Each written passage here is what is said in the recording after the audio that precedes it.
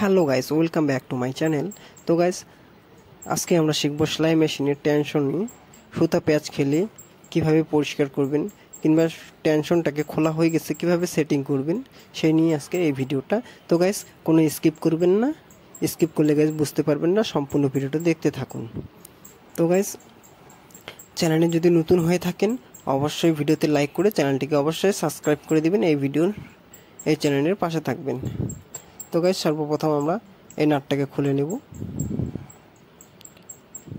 খুলে নেওয়ার পরে গাইস, আপনারা একটা লক্ষ্য করবেন যে যেটা খুলতেছেন একদম লাইন অনুযায়ী রাখবেন, নাহলে উলট পালট হয়ে গেলে তখন সেটিং করতে পারবেন না।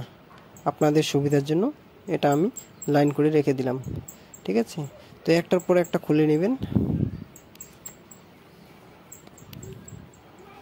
তো গাইস, এই যে দেখতে পাচ্ছেন আস্তে আস্তে করে খুলুন।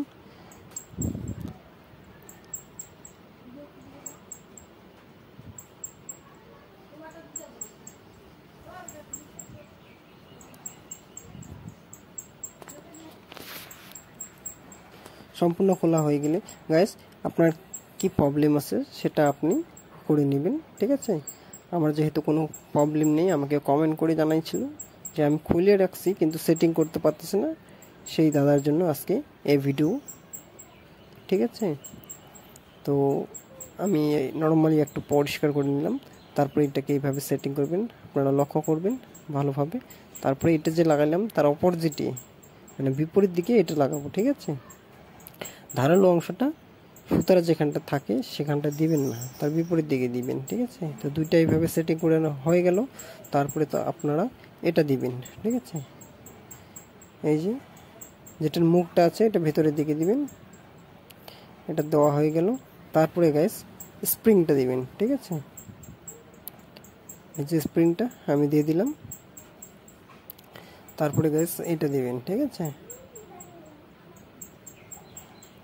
এটা তো দেওয়া হয়ে গেল। তারপরে গাইস এটা দিবেন, ঠিক আছে। এটা অনেক সময় কাটা কাটা থাকে, এক একটা মেশিনের এক এক রকম। তারপরে এই স্প্রিংটা দিয়ে দিবেন বড়টা। তারপরে নাটটাকে টাইট দিয়ে দিবেন, ঠিক আছে। আপনাদের সুবিধা মতো আপনারা নাটটাকে টাইট কিংবা লুজ করে নেবেন।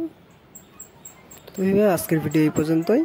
আপনারা কমেন্ট করে জানাবেন আপনাদের কীরকম ভিডিও প্রয়োজন।